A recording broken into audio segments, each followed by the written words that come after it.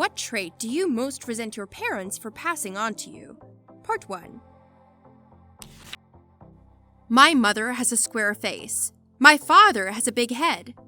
Of course I couldn't get one or the other, so now I'm walking around with this giant-ass square head. SpongeBob? He said square head, not pants. I was arguing with my mom and realized I was talking just like my dad. Then, when I was arguing with my dad, I realized I was talking just like my mom. It's a really horrifying realization. I'm watching my mom, 61, become my grandma, 86, and it's both bizarre and humorous at times. Then I catch myself do or say something like she does, and it's, oh no.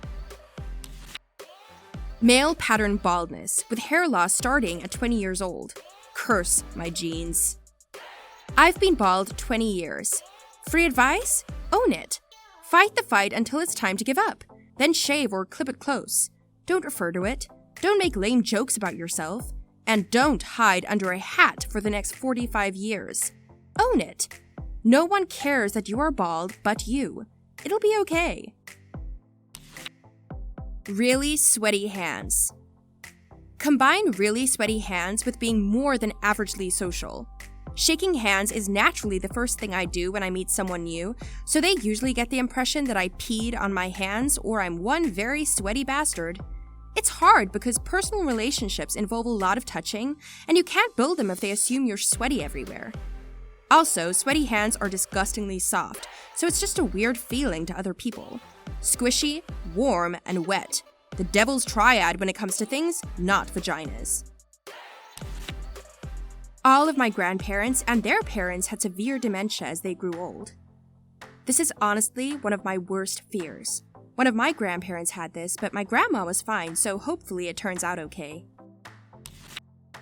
Lupus. This is the one time it was a lupus.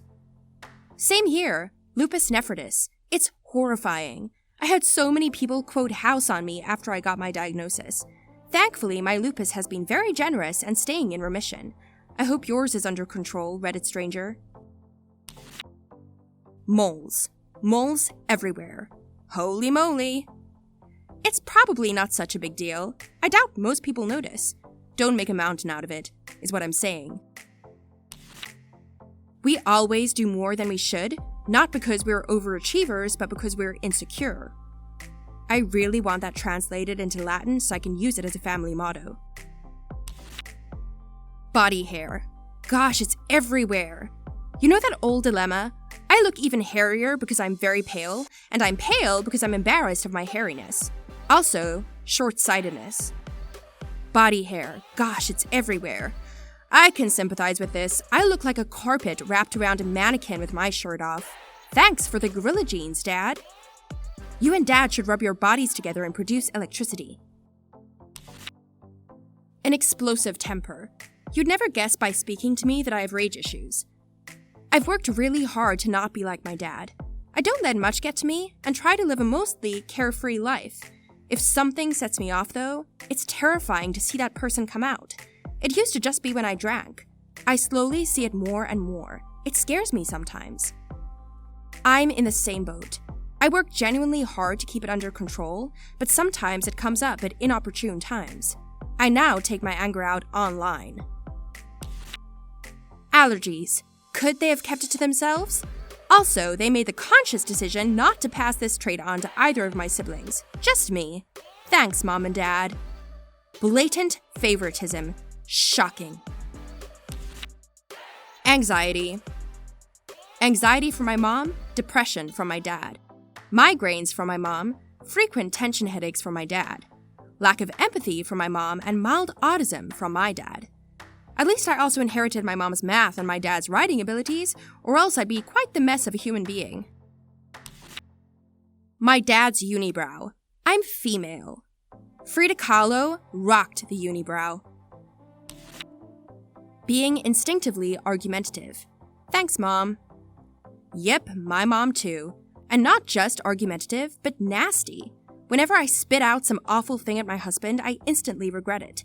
But the need to win overpowers any remorse very quickly. It's not fun, really. Acne. Yep, 36 and still getting spots regardless of careful daily face washing, keeping clean pillowcases, and exfoliation. It sure can be a confidence killer. No discipline. I never had any rules growing up. My parents always had some late bill they had to pay, plans were always up in the air. I had to learn a lot of things from my own experience, whether I was ready for it or not. Can empathize with you. My dad wasn't around when I was young. My mom had to go away to work weeks on end. Had to grow up fast, looking after myself and the house. Taught myself how to do general things. Now people pick up on why I do certain menial tasks incorrectly. We all have massive calves and small ears. Really small. You sound fascinating to look at. Both parents, oily skin, though I am sure I'll appreciate it when I don't get as many fine lines. My mom, just big legs. Not fat, muscular I guess, and big knees.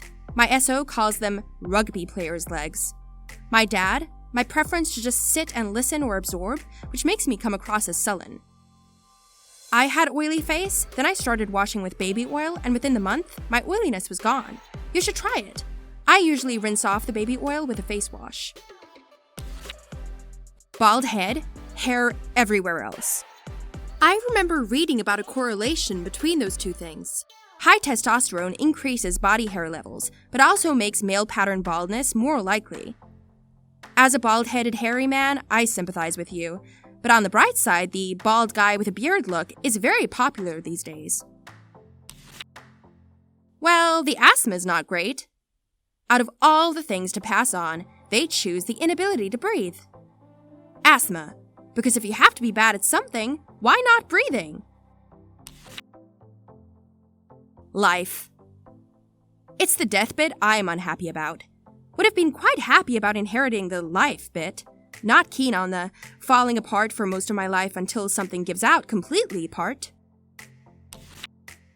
Chronic depression and anxiety. I resent it even more because they were against treatment, and I spent more than a decade suffering needlessly. Also depression.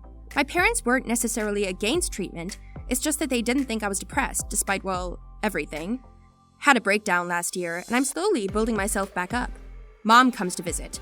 Are you sure? You look awful, but not depressed. Thanks, Mom. Very helping. Poor timekeeping, specifically making me feel like this was always okay growing up. They never picked me up on time, were always at least a little late for appointments or social events, and that was fine. I'm now trying really hard to break that habit, but at 29, it's a tough one to shake off. Opposite here. I'll be an hour early and awkwardly wander around the block until my appointment time. Am girl. Have wide feet. Shoe shopping sucks. My sister is 24 and wears a men's size 13 shoe. Poor girl. Mom, the crazy. Dad, the insecurity. Both, the ugly. Dang, you drew the short stick. But you still have your sense of humor, so you got that going for you, which is nice. Procrastination. My dad would always complain about how my granddad was a huge procrastinator in his grand plans for modernizing the farm they lived on, etc., which all came to basically nothing.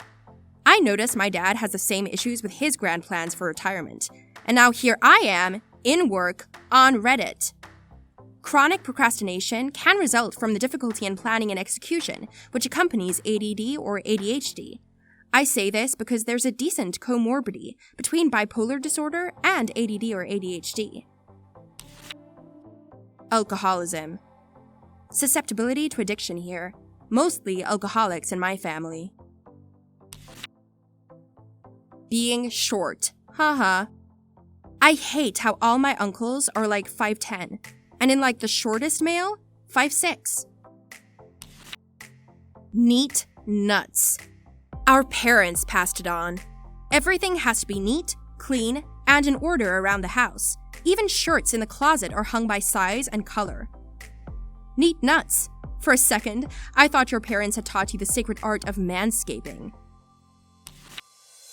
I cannot, no matter what, not know something. If there is a surprise I've been promised, I have to know what it is. A fact I'm not sure of? I have to look it up to the point of distraction. I just go straight up crazy otherwise. I thought it was just me until I heard my mom badgering my dad to tell her what his big anniversary surprise was a few years ago. But nope, I've definitely picked it up from her. One of my best mates has an almost pathological inability to handle secrets, especially with gifts. His wife cannot buy him presents that he doesn't know about beforehand. A few years ago, they had a kid, and a bunch of us chipped in and made a hamper of gifts that were meant to be opened at various points during her first year. So there was some useful stuff for a newborn, then stuff for a 3-month-old, 6-month, etc. It was a nice idea, except one of our friends had to take him to one side and tell him what each and every item was. Otherwise, he'd have had to open them all at once to find out. For passing on their tendency to hold a grudge. I'll never forgive them for that. Addictive tendencies and a particular fondness for food.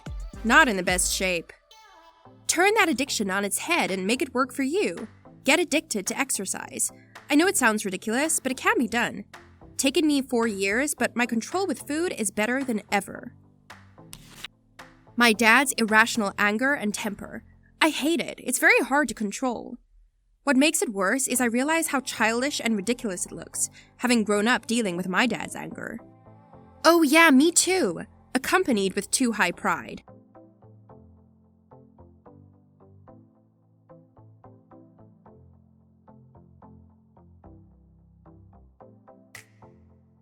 My dad would always complain about how my granddad